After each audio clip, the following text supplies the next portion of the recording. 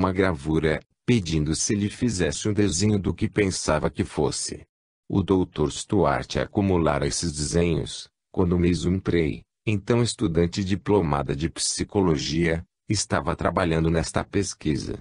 Ela tivera o cuidado de classificar os desenhos resultantes quanto a certas qualidades três e forma, como tendência à expansão desordenada ou compreensão indevida, critérios adotados do processo Elkish de avaliação de desenhos em um exame de desajustamento de crianças. Por esse modo tornou-se-lhe possível separar os que acertavam muito ou pouco na experiência de ESP. Mais do que isso, verificou que havia diferenças características nos acertos entre os expansivos e os compressivos nas experiências de telepatia e clarividência. Os expansivos acertavam positivamente em clarividência e negativamente em telepatia, enquanto com os compressivos dava-se o contrário. Deve observar que cada um destes parágrafos em que descreve em poucas palavras certo trabalho de pesquisa representa anos de atividade. Seria necessário consultar grande número de relatórios científicos diferentes para avaliá-lo e apreciá-lo inteiramente. Ainda neste caso, amnésia por tudo que não os estudos de personalidade revelaria que este gênero de prova indicaria também inevitavelmente a atuação do fator que chamamos psi. Contudo, existe mais um gênero de prova claramente discernível, ainda mais afastado, que devo mencionar agora. De certo modo é ainda mais técnico. De qualquer maneira é mais difícil resumir-lhe a descrição. E entretanto para qualquer crítico intelectual honesto que tenha um resto de dúvida no espírito é talvez o mais inevitável. Neste gênero se encontra a espécie de prova mais apurada, esmiuçada e superanalisada possível. Apurou-se por meio de uma espécie de redestilação do filtrado da prova, que se desenvolveu por outros meios de análise. Um ou dois exemplos bastarão. Considere-se o efeito de reforço descoberto por Swall no trabalho que realizou em companhia da Sra. Goldney. Ele e o Dr. Pratt, depois de longa série de estudos, extraíram e estabeleceram firmemente a existência deste efeito que é de duplo deslocamento. No deslocamento que Swall e Goldney encontraram originariamente, o leitor deve estar lembrado que o sujeito, trabalhando com um emissor particular, tende a ir para diante ou para trás em direção à carta imediatamente antecedente ou consequente ao alvo. Swall e Pratt verificaram que quando o mesmo símbolo ocorria na carta anterior ou na carta logo em seguida, digamos, as cartas são estrela, círculo, estrela quando o sujeito chama a estrela em oposição ao círculo. Parecia que a combinação dos deslocamentos para frente e para trás dava ao sujeito não somente o duplo de volume de sucesso de ESP, mas algo como 5 ou 6 vezes mais. Estes resultados são muito significativos, muito distantes de um efeito de acaso. A probabilidade de conseguir-se efeito tão assinalado somente pelo acaso é da ordem de 1000 para 1. Realmente, é um dos efeitos mais notáveis que até hoje se encontraram neste campo de efeitos extraordinários, e, assim sendo, exige maiores investigações. Apresenta especialmente problemas psicológicos, porque certo sujeito produziu este efeito com certo emissor. E como, ficar-se especialmente tentado de saber, o realizou. Análises dessa espécie exigem aplicação hábil e cuidadosa dos instrumentos delicados de exame estatístico, mas o trabalho de parapsicologia tem sido particularmente feliz a certo respeito, pelo qual somos particularmente gratos. Tem chamado a atenção de grande número dos estatísticos mais capazes, particularmente na América e na Inglaterra. Pode-se dizer que estes especialistas nos têm acompanhado muito de perto quando trabalhamos nestes problemas durante anos a fio. Não há dúvida que se deve em grande parte a segurança dos resultados a essa generosa colaboração. O efeito de reforço constitui exatamente um exemplo. Tomaria espaço demasiado relatar todos os efeitos curiosos do que se encontraram neste gênero durante as análises estatísticas aprofundadas que se tem realizado. Mencionarei, entretanto, Alguns dos efeitos psicológicos subterrâneos que estão surgindo das análises mais adiantadas. Considerarei, por exemplo, o efeito persistente de omissão descoberto pelo Dr. Remy Cadoretti em trabalho que realizou com o Dr. Pratt. Examinando dados antigos, Cadoretti suspeitou a princípio e, em seguida, estabeleceu pela análise que certos sujeitos, nas chamadas de ESP, formam associações peculiares entre símbolos. Por exemplo, certos sujeitos isolados podem chamar persistentemente uma estrela ou um círculo. Mas não é capaz de inverter necessariamente a associação errada chamando círculo e estrela, e pode não cometer qualquer erro regular com qualquer outro símbolo. Sem dúvida, suspeitamos a existência de algum motivo psicológico profundamente incutido para semelhante relação. De qualquer maneira, sabemos que ocorre significativamente em certos casos para que se atribua o efeito a qualquer resultado real extra-acaso. Neste exame de prova vem em seguida certa variedade muito peculiar. Consiste em um tipo de dados que tende a cancelar a prova ordinária ao invés de favorecê-la. Este efeito muito tem contribuído para frustrar o esforço do experimentador no sentido de produzir totais elevados de acertos em experiências de psi. Denomina-se o fenômeno de omissão de psi. Revela-se nos resultados das experiências sob a forma de desvio negativo significativo produzido por uma percentagem de acertos abaixo da média que o caso só por si daria. É como se o sujeito estivesse tentando deixar de acertar nas cartas, embora se saiba perfeitamente bem agora não ser esta a explicação. E mais como o caso de um atirador que inadvertidamente desloca as miras e, daí por diante, quanto melhor aponta mais constantemente deixa de acertar no alvo. O tipo Cadoretti de omissão constante, mencionado acima, é justamente um caso de omissão psi geral. Faz-se constantemente uma ligação errada entre dois símbolos diferentes. A omissão psi enganou a todos grandemente, durante muito tempo, antes de ter se reconhecido. Agora, porém, que se descobriu, proporciona provas de valor especial. E assim que atua o sujeito pode estar esforçando-se o mais possível por obter o maior número de acertos, estando igualmente o experimentador interessado no mesmo objetivo. Contudo, algo desvia um pouco o sujeito de algum modo sutil que não percebe e, portanto, acerta constantemente tão abaixo da média do acaso que o matemático diz não ser razoável chamar de realização do acaso. Se tal acontecer repetidamente, como tem acontecido, representa algo significativo além da própria prova de ESP sem dúvida, constitui prova tão valiosa e definida de ESP como seria desvio positivo igualmente grande. A significação do desvio negativo é idêntica ao positivo.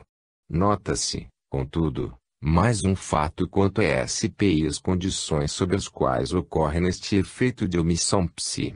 Voltaremos mais tarde a esta conexão. Por enquanto é bastante observar que, nos resultados de omissão de psi temos prova de psi que não era conhecida ao tempo da experiência, seja por parte do sujeito, seja por parte do experimentador. Essa espécie de apoio inesperado, involuntário, ambíguo, é tão indiscutível como a melhor prova de impressão digital.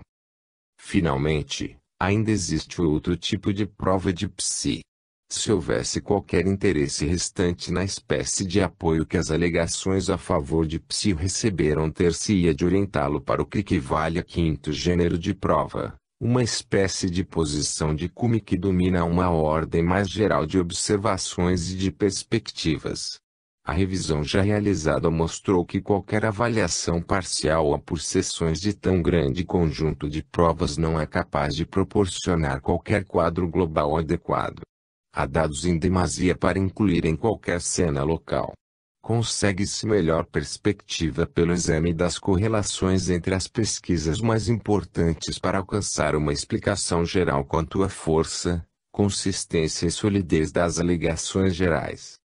Antes de tudo, é digno de nota que ESP e IPC formem, juntos, Unidade funcional que faz sentido. Não é somente que são análogas ao sistema sensor-motor paralelo que funciona por meio de inter-relações físicas conhecidas entre organismo e ambiente. E mais do que isso, o conceito de reação faz parte integral da ideia mais fundamental de causação.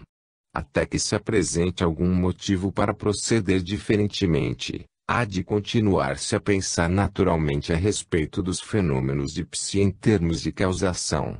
Embora respeitando a sugestão do Dr. C.G. Jung de que nas operações psi a hipótese por ele formulada de sincronicidade chega a suplantar a causação. Seja qual for a extremidade da relação sujeito-objeto de que se parta, ter-se-á de planejar teoricamente uma ação que exige reação de contrapartida. A interatuação psicofísica em SP ou em PC deve considerar-se, parece-me, reversível. A mais simples operação de PC parece exigir a ocorrência de ESP para tornar o processo racionalmente compreensível. E preciso guiar cognitivamente a ação do sujeito sobre o objeto. Para isso a percepção sensorial é insuficiente. Inversamente, tem-se assinalado repetidamente que se ocorrer ESP terá de resultar algo de semelhante a PC de acordo com a lei da reação. Cada ação tem uma reação igual e contrária. A ideia é que deve ocorrer alguma reação à extremidade objeto da ação sujeito-objeto compreendida em ESP, e o sujeito teria de deixar algum efeito sobre o próprio objeto quando atua em uma experiência perceptual psicofisicamente sobre o sujeito. Exigiria, sem dúvida, reação PC. A outra dessas relações mais amplas que faz sentido é ter-se verificado que ESP é independente do espaço e do tempo até onde podem estender-se as investigações. Com toda certeza não faria sentido se verificasse depender de um dos dois e não do outro, ou se tivesse obtido prova de ESP ou PC mas não de ambos. Em qualquer dos casos seria muito mais difícil de ajustar estes achados fragmentários à ordem natural do que no caso presente. Nota-se também um terceiro ponto neste apelo à razão. É que a telepatia e a clarividência parecem combinarem bem sob um único título compreensivo, percepção extrasensorial.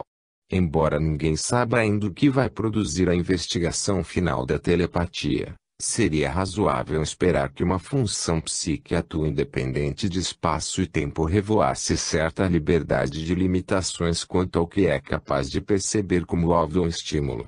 A prova de telepatia e clarividência juntas indica ampla diversidade de estímulos. Em outras palavras, mesmo sob a compreensão limitada atual, a consistência racional nessa independência de espaço e tempo por um lado e a independência de limitação específica de alvos que se encontra, por outro lado, nos estudos de telepatia e clarividência. Há um ponto em relação ao qual é seguro ser enfático. A descoberta de que as funções psi em nível inconsciente fizeram progredir a compreensão racional de psi mais do que qualquer outra observação psicológica que se haja feito a respeito. Desde que se compreendeu que o sujeito em uma experiência de psi não tem conhecimento fidedigno da ocasião em que ocorre a experiência e se é ou não correta, muitos efeitos curiosos e desconcertantes que se apresentaram tiveram logo explicação. O mais desorientador de todos era o efeito de omissão de psi com o desvio negativo dos acertos. A relação das outras consequências desta desvantagem de inconsciência é bastante longa, compreendendo declínios, deslocamentos, reforços, omissão constante, saliência e outros mais. Com o reconhecimento da inconsciência de psi tornou-se possível compreender o esquivamento do fenômeno e afastou-se o mistério de muitos fracassos enganadores. Revelara-se não ser suficiente a boa intenção em nível consciente. Psi atua em camada mais profunda e aí também são importantes as condições. Há mais outro ponto essencial na explicação de psi. Os efeitos de psi são legítimos, a seu modo, e tão inteiramente assim como qualquer outra ocorrência em a natureza. Não só pessoas normais os oferecem, mas pode aplicar-se o mesmo cálculo matemático a eles como às experiências de memória. pode motivar-se psi pela mesma espécie de esforço intencional e neles interferir por meio dos mesmos tipos de distração ou inibição. Em uma palavra, psi não é ilegítimo, artificial, supernatural ou algo de parecido. Atua por maneira bastante semelhante a outras funções mentais para indicar que pertence ao domínio da personalidade. O que o distingue claramente é não ser físico, independentemente de tudo quanto possa haver em uma pessoa que o seja. A racionalidade característica desta legítima integração de psi na personalidade como um todo vem responder a uma porção de dúvidas ansiosas quanto à sua realidade. Aqui está também um acontecimento natural que não é físico em si, mas que é capaz de atuar sobre o mundo físico. É o que se vê ocorrer nestas mesmas experiências. Assim tem de ser. Não seria possível nunca descobrir um efeito psi se a parte psi da operação não se registrasse finalmente em algum aspecto físico da natureza que os sentidos possam aprender. É muito parecido com o que acontece com a radiação cósmica. Os terminais sensoriais não são capazes de interceptá-la e ficaria inteiramente desconhecida se não dispuséssemos de instrumentos que a convertam em algo que se registra nos órgãos humanos de recepção. Poder-se-ia dizer que o ser humano é construído de tal maneira que contém em si certo tipo de mecanismo de conversão destinado a transformar efeitos psi em efeitos sensoriais perceptíveis ou equivalentes sensoriais em experiências, alucinações, sonhos, etc. O homem possui contador GG próprio para essa tarefa de conversão de energia. Mas tentar amarrar dualismo metafísico ao processo psi só porque se verificou constituir elemento não físico em a natureza importa somente em criar dificuldades desnecessárias. Absurdo forçar tal conexão tomando por base os fatos registrados a respeito deste novo mundo de operações psi. Existe ação recíproca evidente entre sujeito e objeto, se algo existe de qualquer maneira. E se tem significação ação recíproca, deve existir alguma base comum para ela nos dois sistemas. Esta necessidade lógica é o bastante para afastar a possibilidade de qualquer dualismo absoluto. Exatamente agora a ênfase sobre a unificação e sobre a base da ação recíproca é ainda mais importante, visto ter se estabelecido a distinção entre o que é físico e o que não o é. Pode chamar-se esta última correlação de dualismo relativo, como podia chamar-se monismo relativo. Encontram-se muitos dualismos relativos em a natureza, que não precisam ser desconcertantes. Se houvesse dualismos absolutos ninguém poderia chegar a conhecê-los. A ação recíproca é indispensável para conduzir a prova, e a mais leve ação recíproca refutaria de per-se o absoluto. É tempo de menos contrassenso quanto a dualismos imputados e mais ênfase com relação à maneira de descobrir o que é que transpõe a brecha que representam e a que profundidade se estendem. Sem dúvida, há limites definidos e ainda está longe a possibilidade de atingir as metas principais. A ciência da parapsicologia ultrapassou atualmente o estádio de aglomerado confuso de resultados não coordenados, característico de qualquer setor de exploração em início. Mesmo assim, ainda não se conseguiu compreender fundamentalmente a natureza de psi nem lhe dominar de maneira útil o funcionamento. Contudo, quanto à compreensão fundamental, o novo campo não está em piores condições que o conjunto da psicologia geral. Esta ciência mais antiga está ainda longe de compreender mesmo a natureza do entendimento. Quanto a outro problema, o de conseguir controlar o exercício da capacidade de psi, a dificuldade é muito grande. Ainda não se alcançou o ponto de poder repetir rigorosamente experiências que permitam a demonstração de efeitos psi em qualquer ocasião. Na situação atual tal questão não está nem mesmo ainda em ordem.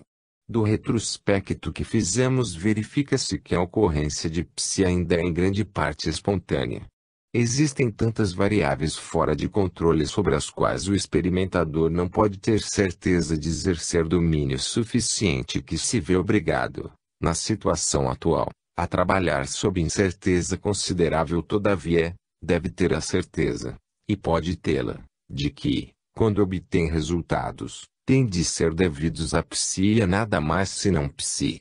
Tal o critério, o nível, do período atual de pesquisa de psi.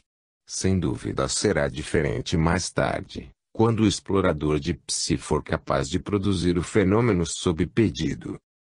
Entre mentes, que ninguém venha dizer sem contestação que, como ainda há muito que aprender a respeito de um fenômeno, nada, em consequência, dele se conhece, que, como não é possível produzir certo eleito a pedido, nunca foi produzido. Desde que se compreenda convenientemente o que indicam os resultados conhecidos, e juntamente com isto parte do grande volume que ainda está por descobrir, não se esperará de pesquisa pioneira a consecução imediata do domínio completo e do controle antes que se mencione o assunto.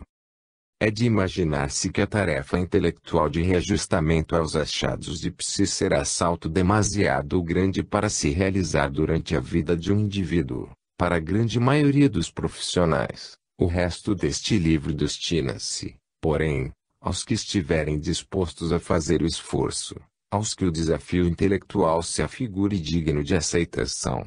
Parece natural prosseguir agora, nestas páginas, conforme se fez na pesquisa, segundo a suposição de que existe base firme de fatos experimentais em confirmação de algumas hipóteses, pelo menos, sugeridas pelas experiências psíquicas espontâneas.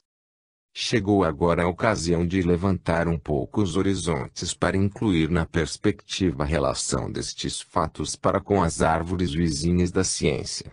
Era necessário, conforme explicamos anteriormente, antes de atacar este esforço mais amplo, mostrar que a base fornecida pelos resultados da pesquisa nas praias do Novo Mundo é inteiramente segura. E agora que assim o fizemos, resta ainda mais um passe preliminar. Antes de atacar essa perspectiva mais vasta de relações, considerarei no capítulo seguinte o que se sabe a respeito desse novo mundo e especialmente quanto às suas relações internas. Tal revisão dos fatos será fundamental para os capítulos posteriores da discussão. Capítulo 3.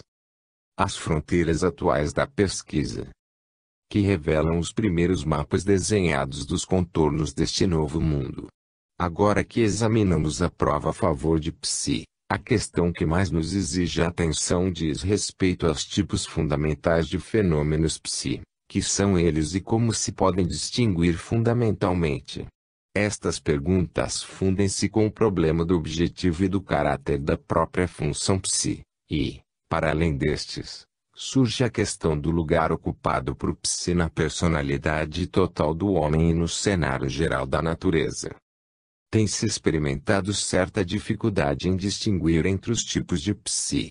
Conforme discutimos anteriormente, impõe-se ainda a necessidade de experiências que discriminem mais conclusivamente entre telepatia e clarividência. Há os que não se mostram satisfeitos por terem as experiências de precognição e psicocinese sido conduzidas de maneira a tornar-lhes as respectivas explicações mutuamente exclusivas. Há alguns anos havia certa controvérsia de bom humor dentro do campo da parapsicologia com relação a tais questões, embora, enquanto escrevo este livro, pareça ter cessado quase inteiramente.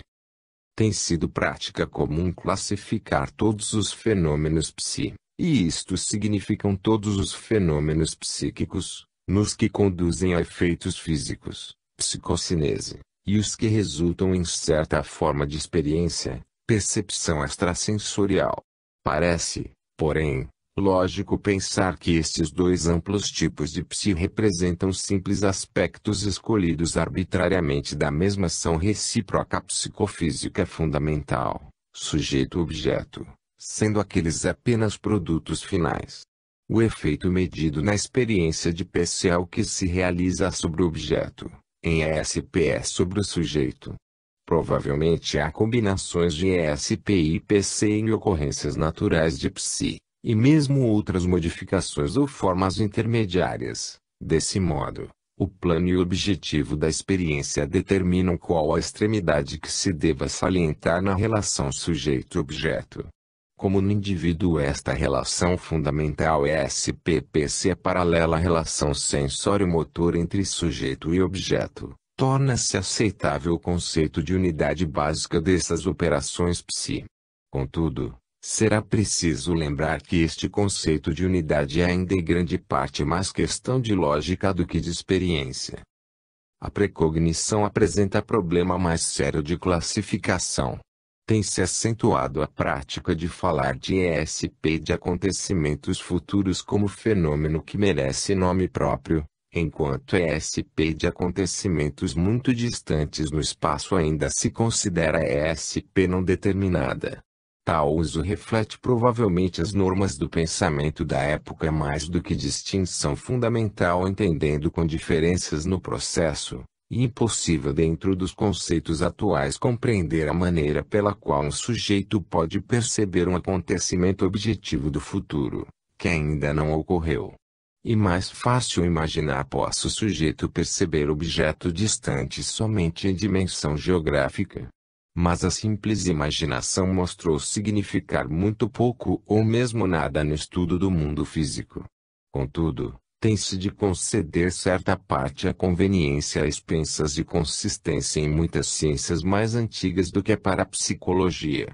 Pelo mesmo motivo é provável que continue o emprego do termo precognição simplesmente como medida prática, para designar categoria psi distinta.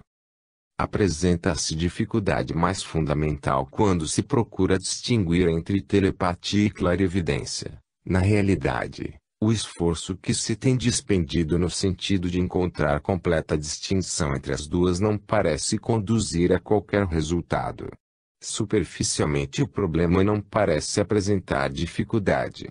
Afigurar-se-ia tratar-se somente da ordem de estímulos ou alvos de que ESP pode tratar. Os primeiros pioneiros denominaram bastante convenientemente os fenômenos na base do que parecia estar se passando. Se houver o pensamento ou a experiência de outro sujeito, dizia-se que a experiência era de telepatia. Se o alvo era objeto que na ocasião outro sujeito não experimentava, chamava-se clarividência. Todavia, agora que se sabe atuar ESP igualmente bem em experiências com tipos objetivos ou subjetivos de alvos, afigura-se que a classificação originária talvez não tenha importância para o processo real compreendido. Partindo novamente do que se conhece hoje, provavelmente ninguém pensaria em afirmar que há duas espécies de ESP. Conjeturaria, de preferência, que, como ESP compreende na série de materiais de alvo que está extremamente perto ou longe, o pequeno e o grande, o visível e o invisível, o presente e o futuro, também pode compreender o objetivo e o subjetivo. Contudo, mesmo assim, a conveniência e a familiaridade não deixam de ser fatores importantes. Por este motivo, os termos clarividência, telepatia e precognição continuarão provavelmente em uso se tiverem realmente significado fundamentalmente diferente. Devem considerar-se provavelmente, contudo, estas três subdivisões de ESP como linhas traçadas agis na superfície para conveniência de uso. Fundamentalmente esta questão de tipos implica a relação entre psi, o sujeito e o resto do universo. Será impossível decidir se existe qualquer diferença fundamental entre telepatia e clarividência como formas de ESP até que se saiba um pouco mais a respeito do que é realmente o alvo subjetivo, se é mesmo subjetivo, nas experiências de telepatia. Em outras palavras, a resposta às perguntas depende da natureza do pensamento. Até que se possa determinar alguma distinção experimental entre a experiência do sujeito e o acompanhamento neurofisiológico da respectiva experiência, não há maneira de saber que espécie de realidade básica está representada no espírito de que se trata na situação da experiência. Mesmo superficialmente, estas distinções de tipo acarretam uma série de dificuldades, como, por exemplo, na questão dos processos das experiências. Conforme tivemos ocasião de mencionar no primeiro capítulo, As experiências de telepatia já progrediram a ponto de mostrar que o pensamento do emissor constitui estímulo suficiente para o sucesso da percepção telepática. Não há necessidade de alvo objetivo de qualquer espécie conhecida. O problema chega assim a um ponto morto porque não se conhece a natureza do alvo telepático. Até hoje os pesquisadores acham-se francamente na impossibilidade de sugerir qualquer maneira de suprimir toda associação objetiva com o pensamento-alvo. A tarefa de isolar a telepatia para estabelecê-la como tipo não clarividente de ESP está, portanto, pelo menos por enquanto, em ponto morto. A situação quanto à clarividência é, contudo, mais clara do que para a telepatia. Em certos setores da parapsicologia tem-se notado certa tendência filosófica contra a admissão da possibilidade da clarividência e a favor da explicação de qualquer prova por meio da telepatia. Daí resultaram esforços vigorosos para a justificação dos primeiros resultados das experiências de clarividência em termos de telepatia pré-cognitiva. É a contrapartida da hipótese discutida anteriormente, que lançava a mão da clarividência pré-cognitiva para explicar a telepatia. Os que propunham esta hipótese contrária de telepatia pré-cognitiva argumentavam que, quando o sujeito conseguia em uma experiência de chamada de cartas em clarividência identificar a ordem das cartas, poderia realizá-lo adiantando-se telepaticamente ao tempo em que o experimentador olhasse para as cartas a fim de registrá-las. Nada além de telepatia seria necessário se lhe dessemos a possibilidade de ser também pré-cognitiva. Tal explicação aplicar-se-ia na maior parte da prova a favor da clarividência. Contudo, ainda não se apresentou um caso experimental inteiramente satisfatório em confirmação da ocorrência real de telepatia pré-cognitiva. Um ponto tecnicamente fraco com relação ao único estudo controlado de telepatia pré-cognitiva que se realizou até agora, Swall e Goldney, é que, para considerar uma alternativa, os resultados poderiam ter sido causados por uma espécie de inversão do processo de telepatia pré-cognitiva. Nestas experiências, o sujeito, BS, identificava a carta alguns segundos antes de ter apanhado o experimentador, dentre um grande números, o índice colorido que decidiria qual deveria ser o alvo. Isto parece telepatia pré-cognitiva, mas o experimentador poderia ter sofrido a influência na escolha suposta ocasional do índice por ESP do que o sujeito já havia dito deveria ser o alvo. Não há meio algum de ter certeza quanto à direção em que Psi atua neste caso. A fim de realizar uma experiência adequada de telepatia pré-cognitiva seria necessária uma condição que limitasse a transferência a uma direção única. Seria possível conseguir uma condição destas, mas importaria em todas as dificuldades adicionais do problema de telepatia. Por outro lado, a telepatia pré-cognitiva não é possibilidade desarrazoada, se supuser ter se estabelecido a ocorrência tanto da telepatia quanto da precognição. A hipótese é sem dúvida suficientemente razoável para justificar a realização de experiências como hipótese contrária à clarividência. Felizmente, contudo, essa alternativa particular quanto à clarividência já havia sido satisfeita, de maneira inteiramente acidental, ao tempo em que surgiu a questão. Algumas experiências de clarividência já realizadas quando esta questão se apresentou pela primeira vez satisfaziam convenientemente as exigências para estabelecer-se a clarividência em termos que a telepatia pré-cognitiva não era capaz de explicar. Já mencionamos anteriormente uma das experiências de clarividência, e a de emparelhar. Ainda aí, as séries de experiências já familiares de Prato ou Woodruff servirão de exemplo. Nestas, o leitor deve estar lembrado, o experimentador colocava as cartas-alvo no lugar e na ordem indicados pelo sujeito. Este o fazia apontando para a posição da carta-chave que achava dever emparelhar com a carta-alvo.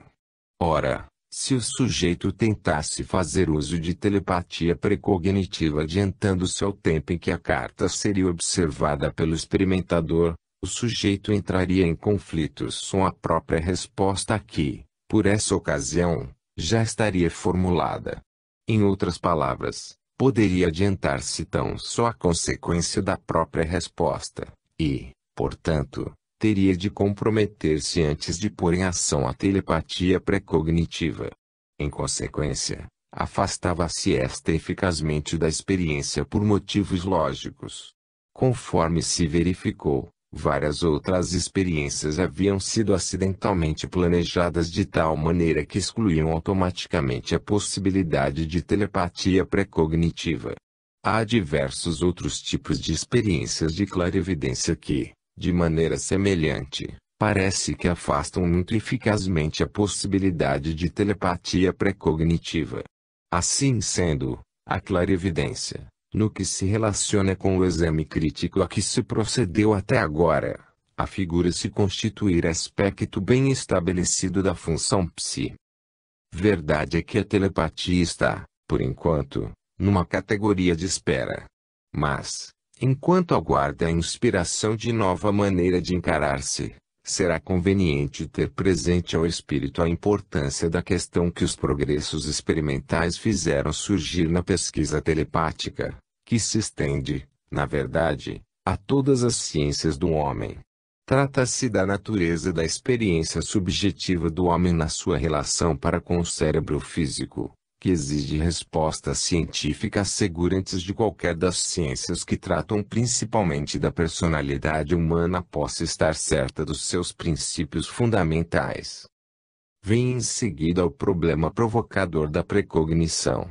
E é exatamente este o tipo de fenômeno do qual se deve esperar naturalmente surgir o maior número de controvérsias. Na realidade, a hipótese da precognição deverá ser, provavelmente, um dos grandes campos de batalha da ciência. Nada em toda a história do pensamento humano, heliocentrismo, evolução, relatividade, foi mais verdadeiramente revolucionário ou radicalmente contraditório para o pensamento contemporâneo do que os resultados da investigação de psi pré-cognitiva.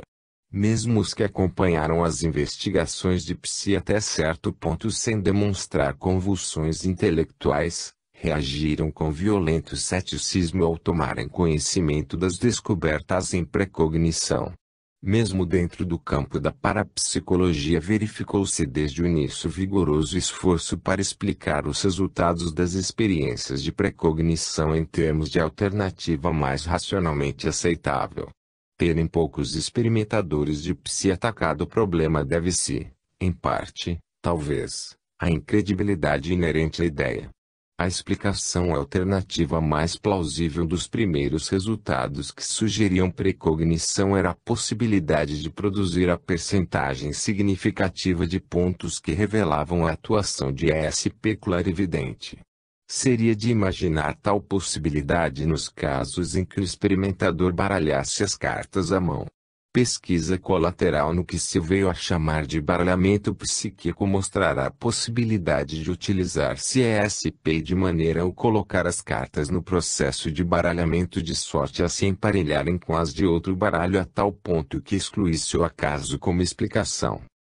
Depois da descoberta desse efeito surpreendente, abandonou-se o baralhamento à mão substituindo-o por máquinas, a fim de evitar o efeito psíquico de baralhamento. Desse modo eliminou-se a explicação alternativa dos resultados por meio da clarividência. Em seguida ofereceu-se a hipótese de PC como explicação oposta à precognição. Enquanto se fizesse o baralhamento por meio de máquina, ainda haveria, como desde cedo se reconheceu, a possibilidade de sofrerem as cartas a influência de PC de sorte a virem a cair emparelhadas com a ordem de predição. Isto é, o sujeito ou o experimentador talvez pudessem ter influído psicocineticamente sobre a ordem das cartas. Assim sendo, no processo que então se adotou, o baralho, depois de embaralhado, cortava-se de maneira tal que afastava a hipótese de PC como explicação razoável.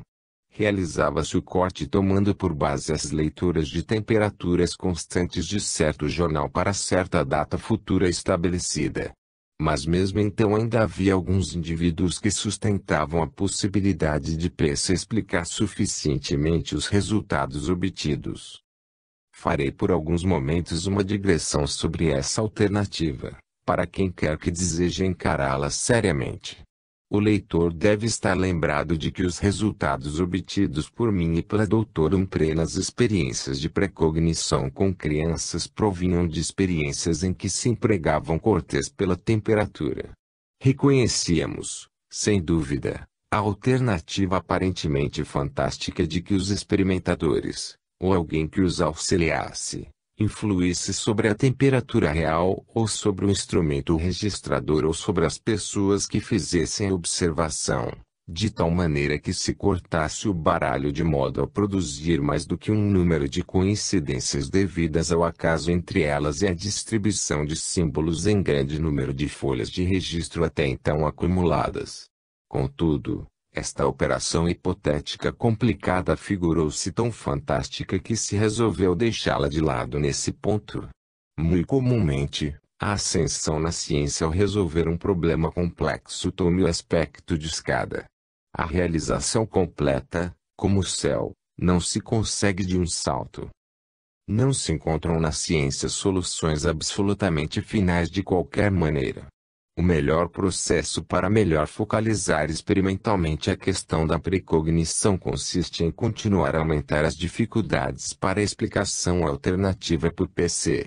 Os que não estiverem satisfeitos têm liberdade para prosseguir com o assunto e sua solução. Realizaram-se ultimamente experiências com um acréscimo ao dispositivo de corte pela temperatura. Trata-se de uma espécie de barricada intelectual destinada a impedir que qualquer forma de psi exceto precognição produza resultados na experiência. Atua da seguinte maneira: as leituras das temperaturas não são aplicadas simplesmente ao corte do baralho. Ao invés, utilizam-se como base para operações matemáticas complicadas realizadas por meio de máquina de calcular. Regras fixas limitam essa operação de sorte que não cabe ao experimentador escolher o que tem de fazer com a máquina. Sem dúvida, a própria máquina não realiza qualquer escolha nem está sujeita à influência de PC. Portanto, quando surge finalmente a resposta, e dela se faz uso, então, como base para o corte do baralho, algo ocorreu entre a leitura da temperatura e o corte do baralho tão remoto dos poderes intelectuais de qualquer pessoa que fica excluído qualquer uso possível de PC para que as cartas venham a emparelhar com as predições, embora este processo ainda não tenha sido descrito em qualquer publicação. Os resultados obtidos até agora, mesmo em experiências limitadas em que se tem aplicado, são grandemente sugestivos. O dispositivo de precaução adicionado não alterou a percentagem de acertos, mas até agora não foi possível completar trabalho suficiente para tirar-se uma conclusão. Apresentou-se também argumento inverso para esta questão de precognição psicocinese. Também se ofereceu precognição como hipótese contrária a PC. Há os que, bem representados pelo zoologista Dr. Sebenashi, sustentam ser a precognição explicação possível para os resultados das experiências de psicocinese. Para muitos leitores isto parecerá forçar uma conclusão já forçada, mas será preciso lembrar sempre que em uma ocasião ou outra quase tudo quanto se aceita na ciência agora parecia a certo grupo profissional demasiado forçado para merecer crédito. O argumento do precognicionista, chamemo-lo assim por enquanto, é que, na experiência de PC ou o sujeito ou o experimentador pode ter percepção precognitiva de todos os dados conforme cairão na experiência a ser conduzida e, na base dessa percepção, ficará em condições de julgar qual a face é alvo mais vantajosa para escolher. Se concedêssemos a possibilidade de o sujeito ser capaz de conseguir tal impressão precognitiva auxiliar, e concedêssemos também que lhe fosse permitido escolher a face-alvo ou a ordem em que se utilizassem as faces-alvo, é de imaginar que poderia, mesmo em série de puro acaso, escolher certa ordem favorável de faces-alvo ou combinações de faces e, portanto, produzir desvios significativos sem precisar de PC. Em algumas experiências de PC permitiu-se, na verdade, ao sujeito que escolhesse a ordem de alvo para aumentar-lhe o interesse. A face do argumento do psicocinética poderia apresentar-se da seguinte maneira: para fazer uso com êxito da precognição, o sujeito teria de prever e juntar mentalmente os resultados de milhares de lanços diferentes de dados. Importaria em uma ordem gigantesca de cálculo mental, que, para começar, exigiria a suposição de uma ordem de precognição tal que experiência alguma até hoje demonstrou. A tarefa do cálculo aritmético mental compreendido especialmente dentro do tempo disponível, estaria certamente além dos poderes normais de qualquer um. Mas o precognicionista poderia responder: como sabemos quais os limites do inconsciente em assuntos dessa espécie? E, afinal de contas, a psicocinese é também bastante grande, não podemos igualmente explicá-la. A melhor experiência para exclusão da precognição em uma experiência de psicocinese é a do psicólogo Dr. R.H. Towles, da Universidade de Cambridge. Em uma experiência de PC em que experimentou a si próprio, utilizou um processo padronizado conhecido como técnica do quadrado latino para assegurar que se obedecesse a uma ordem ocasional de alvos, os resultados significativos que conseguiu não podem atribuir-se razoavelmente a qualquer espécie de hipótese de precognição sugerida até agora. Esta leva pelo menos o argumento muito à frente a favor do aspecto PC da questão. Realizou-se certo número de outras experiências de PC em que o experimentador obedeceu a uma ordem fixa de alvos determinada por meio de alguma consideração racional, e outras em que se escolhia o alvo por meio do lance de um dado. Outro tipo de experiência também se relaciona com a questão. Pode-se exemplificá-lo pelas experiências de pegão de dados altos e dados baixos, em que o sujeito lança dois dados e força-os a cair com uma combinação elevada ou baixa de faces viradas para cima. Nesta série de experiências o número de sucessos acima da média esperado do acaso era significativo. Tal resultado seria reivindicado pelo precognicionista como tendo sido produzido pela precognição, que guiou o sujeito para decidir-se a tomar como alvo combinação alta ou baixa para certa seção. Mas, na análise realizada anos depois destes dados de Pagan, encontrou-se algo que acarretou muitas dificuldades à teoria da precognição. Essa análise mostrou que as experiências forneciam, tanto para as combinações altas quanto para as baixas, distribuição de acertos semelhante e legítima na folha de registro. Tinham-se registrados dados em grupos de 3 colunas por folha. A primeira coluna do grupo, não só para combinações altas como para as baixas, apresentava em muito maior número de acertos. Seguia-se um declínio na percentagem de acertos sobre a segunda e a terceira colunas. Esta distribuição estatisticamente significativa era, só por si, prova suficiente a favor da conclusão que o PC atuava para a produção dos resultados.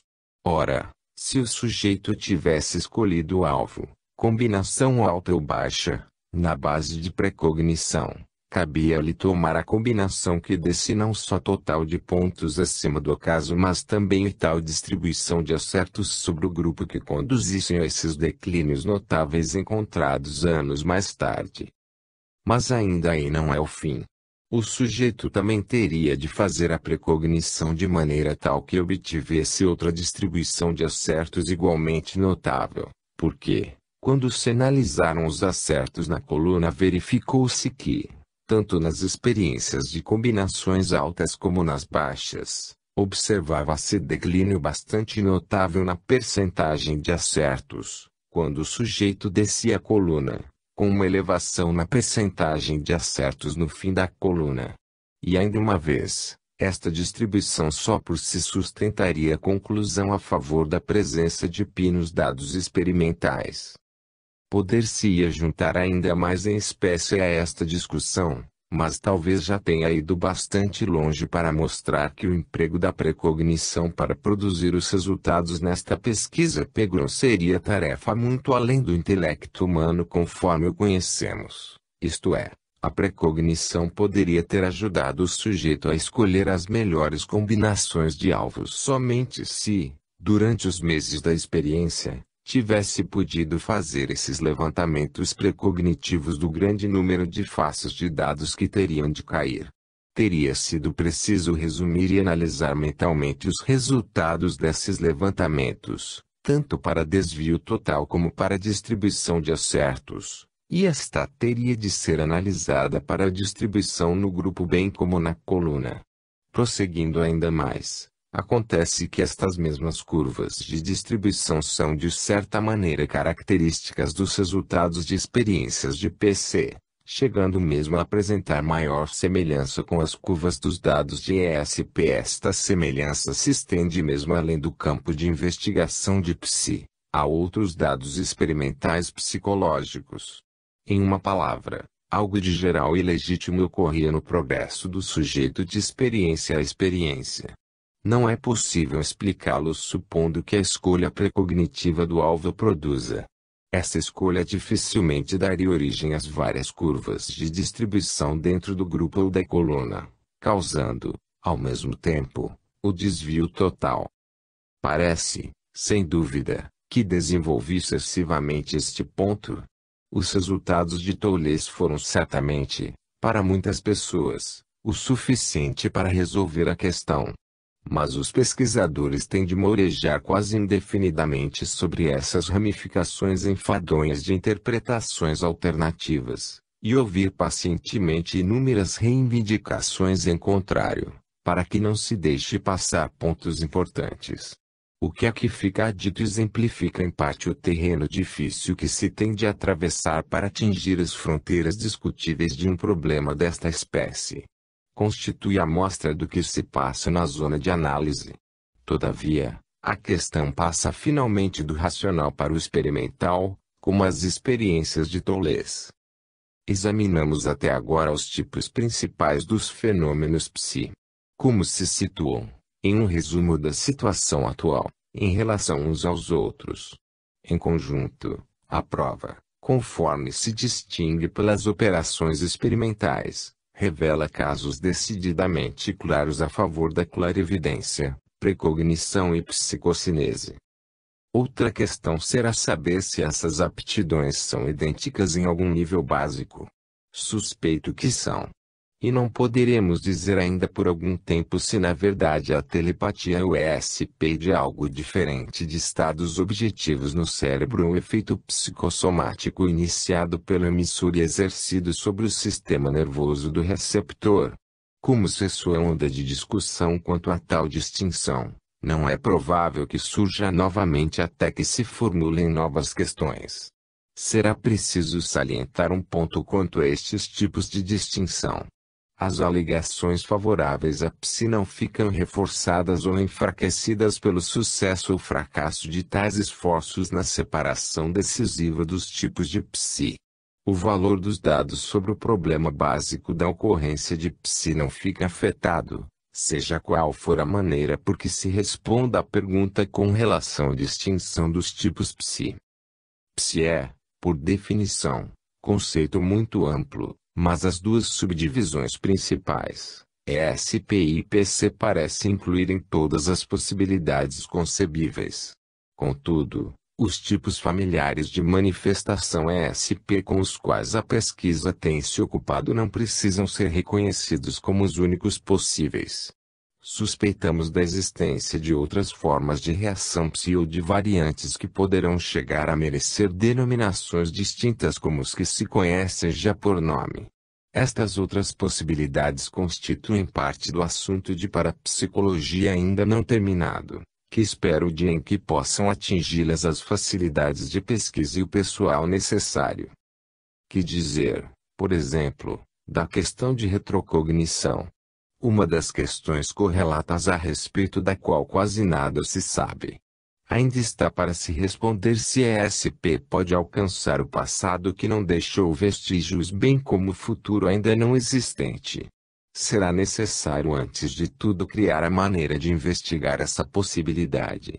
Deve-se achar um processo em que o alvo fixado para a experiência de retrocognição possa eliminar-se sem que, ao mesmo tempo, se destrua qualquer possibilidade de verificar a resposta à experiência.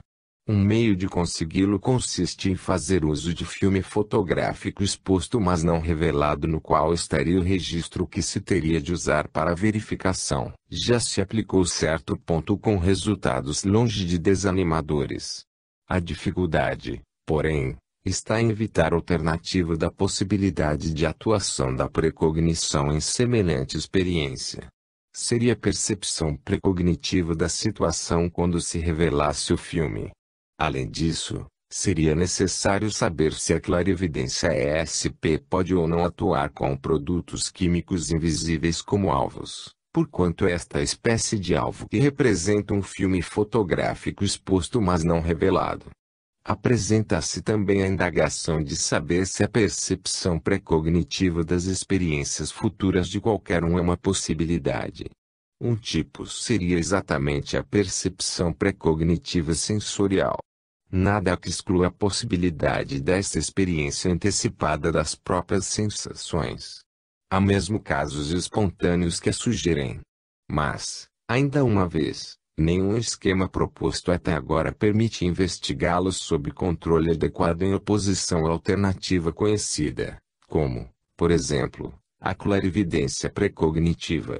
Pode-se conceber contudo que, dispondo-se de livre amplitude para criar aparelhos mecânicos e esquemas experimentais engenhosos, poder-se-á reduzir esta hipótese a provas eficazes e solução final. Esta e muitas outras boas questões terão, contudo, de esperar até que se disponha de maiores recursos de pesquisa, tempo e pessoal para os problemas deste setor. Há quem pense que a psicometria é uma espécie particular de psi. Este efeito absurdamente denominado, visto como nada dimétrico a respeito, parece nada mais ser do que livre associação clarividente em relação a um objeto índice. Dá-se o objeto ao sujeito com o fito de estimulá-lo a extrair do seu contato informações associadas à história do objeto ou de pessoas a que pertence. Tem-se de atribuir, sem dúvida, a informação procurada a fontes extra-racionais ou extrasensoriais, a fim de satisfazer as exigências da psicometria. É, ao que parece, uma espécie de experiência de objeto índice frouxa e inestimável. Sabemos agora, porém, ser possível aplicar controles e medidas a tais experiências, se houvesse bons motivos para realizar este tipo de experiência de preferência a outros. A alegação da descoberta de água subterrânea apresenta igualmente um problema que recebeu denominação própria. Constitui efeito familiar o giro da vara na mão do adivinho, quando procura localizar água subterrânea a fim de se abrir um poço. Barrett e Bisterman têm razão quando dizem que a vara gira devido à ação muscular inconsciente, e que, se realiza a localização conveniente da água independentemente de orientação sensorial racional, o princípio cognitivo teria de ser clarividência ESP, nada mais seria preciso. O grau em que esta prática merece fé se vê coroada de êxito é questão que ainda não está resolvida, por falta de suficiente esforço sistemático de pesquisa. Contudo, a arte de adivinhar a existência de água não está à espera de comprovação científica. A prática passou a novas aplicações, não se limitando mais à descoberta de água. Estão-se procurando petróleo e minérios com auxílio de varas ou de diversos substitutos. A especialização mais recente da arte geral de rabdomancia consiste em achar a localização esquecida de tubulações, canalizações, cabos e outros semelhantes em áreas urbanas e industriais. A rabdomancia invadiu as cidades. Dúzias de companhias de serviços públicos equipam trabalhadores com varas que vibram com facilidade, conforme tende a acontecer no serviço de um automatismo. O metal suplanta convenientemente a vara de aveleira.